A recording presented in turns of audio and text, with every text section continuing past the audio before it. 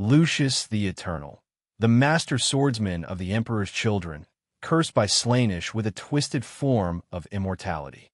In life, he was a duelist without peer, a warrior obsessed with perfection and the artistry of the kill. But death did not claim him. Instead, he became something far more dangerous.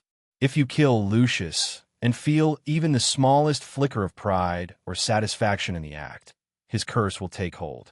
Your flesh will warp, your soul will be consumed, and Lucius will rise again wearing your body as his own.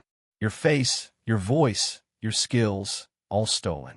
Your existence will be reduced to a screaming mask upon his armor, a trophy for all eternity. For 10,000 years since the Horus Heresy, champions across the galaxy have tried and failed to end him forever. They all made the same mistake. In that final heartbeat after victory, they allowed pride to take root.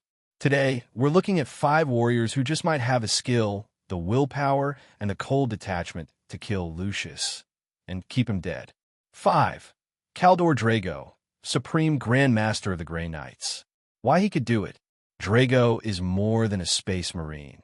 He is the pinnacle of the Emperor's will-given form. As Supreme Grand Master of the Grey Knights, he has fought greater demons in their own hell realms and carved his victories into their essence.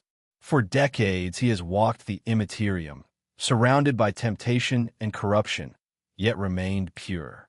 Lucius's curse is a parasite that feeds on pride, but Drago's mind is a fortress walled with silver and scripture.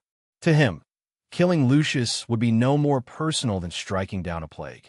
How he'd win? Lucius's weapon is not just his sword. It's the way he turns a duel into theater, luring pride from his opponent's heart. Drago would deny him that stage.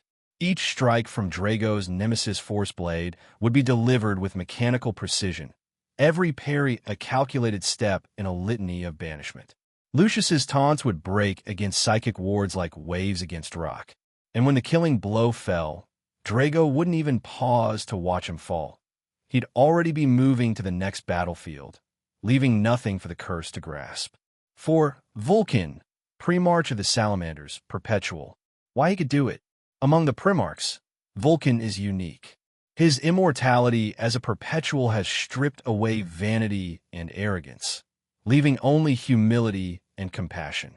He is a protector above all things, seeing himself not as a god of war, but as a guardian of the innocent. To Vulcan, killing Lucius would not be a conquest or a duel.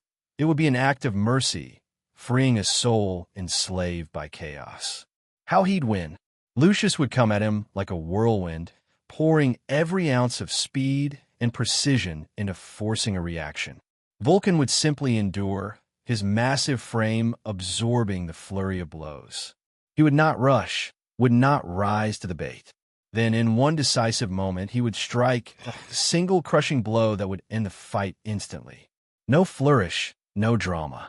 Only the quiet resolve of a smith discarding a flawed blade, and the compassion of a man who kills not for victory, but for peace. 3. Bjorn the Fell-Handed, Space Wolf Dreadnought. Why he could do it?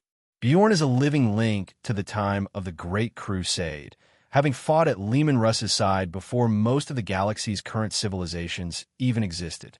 Entombed in his dreadnought sarcophagus for over 10,000 years, he no longer seeks glory, only the survival of his chapter in the Imperium. Pride, honor in the kill, and the thrill of a duel are relics of a lifelong past. How he'd win? Lucius might expect a duel of finesse, but Bjorn would give him nothing of the sort. The dreadnought's assault cannon would roar, tearing through the air in an unrelenting barrage. His power claw would close like a steel trap, crushing armor and bone without hesitation. Every movement would be methodical, free of theatrics. And when Lucius's body was broken, Bjorn would not even think of the act as a victory. Only another enemy neutralized, another battle ended. 2. Robut Guilliman, Primarch and Lord Commander of the Imperium. Why he could do it? Guilliman is the embodiment of order and discipline, a warlord whose mind sees battle not as glory, but as logistics. Every action is a calculated step toward stability. He has no time for personal triumphs. only for results that serve the Imperium. Lucius's attempts to provoke emotion would be wasted on him. How he'd win? The duel would be an exercise in inevitability. Guilliman would read Lucius's movements with the same clarity he reads a battle map, anticipating every strike and feint. His counters would be perfect, his strikes unstoppable. When the moment came, the killing blow would be clean and final, the conclusion to an equation already solved in his mind. As Lucius fell, Guilliman's thoughts would already be on the next war, the next decision. The act itself would hold no pride, only the satisfaction that a threat had been removed. 1. The Emperor of Mankind. Why he could do it?